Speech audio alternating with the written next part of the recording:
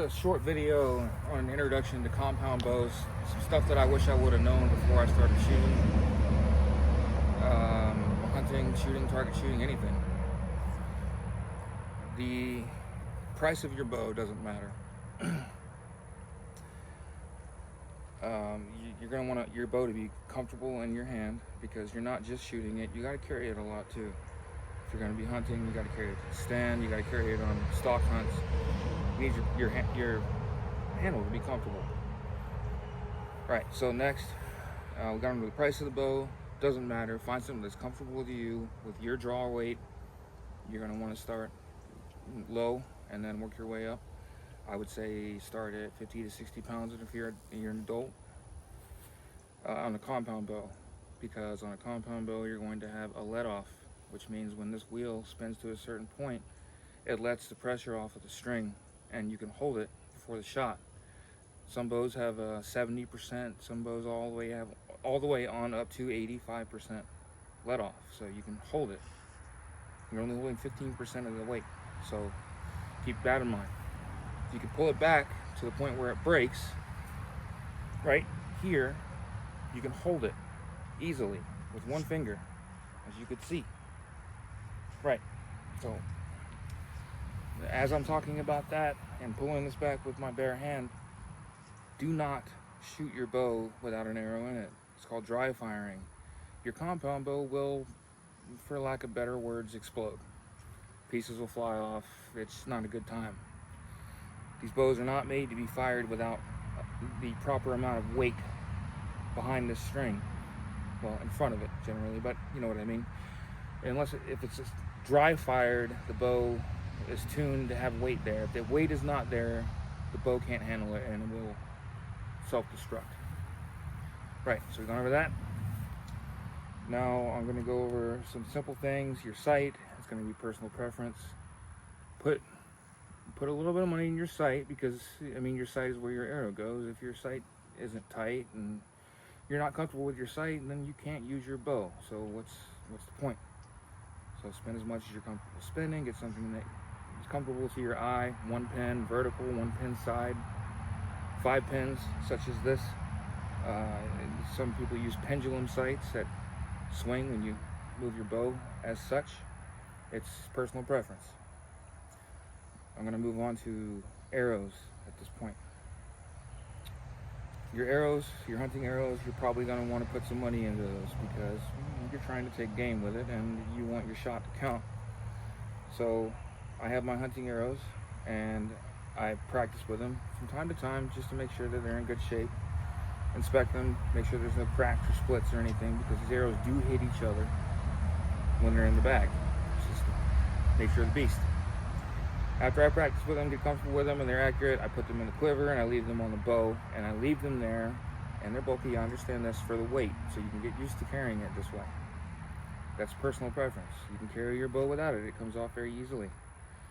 Take the quiver off, like so. And you've just taken weight off your bow. Right, next. You don't have to spend a lot of money on your arrows to practice. I wish I knew this before I started. These shafts are $20 by themselves, just the carbon. That's just not the insert, not the knock, not the field tip. Just the shaft itself is $20. That's too much.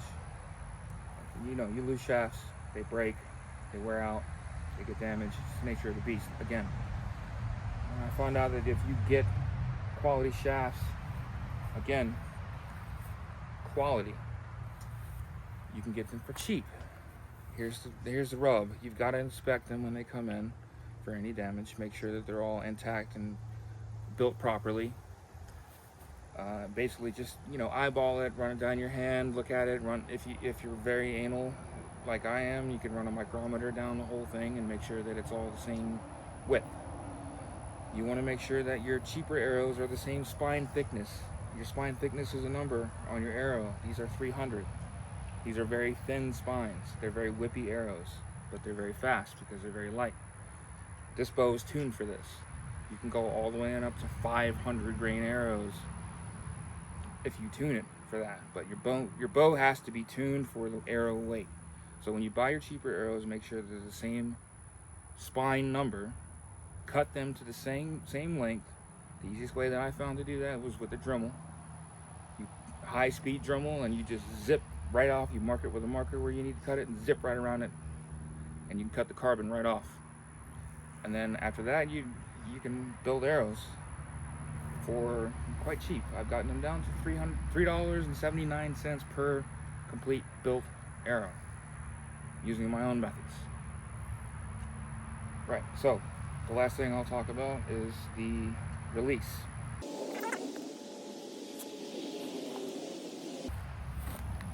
Your release, personal preference. You can use a strap release, or you can use a 1, 2, or 3 finger thumb release. This is the first one that I purchased. It was about $89, made by True Fire. I like it well enough. It's an adjustment to the way you shoot. If you shoot with a strap, normally I would shoot with my hand in this direction, like so. When you shoot with a thumb release, you have to put your thumb down to get it to work properly. It seems counterintuitive, but once you try this versus this, you will see a huge difference in your aim. The last thing that I'll tell you, as a beginner, it's a bit of an advanced technique, but when you hold your bow and you're getting ready to fire it, try to practice sticking your fingers out like this and your thumb, like so. It lowers the chance that you're going to torque the bow in either direction by gripping it too hard when you release the arrow. When you release the arrow and you're torquing the bow, it's not going to go where you want it to.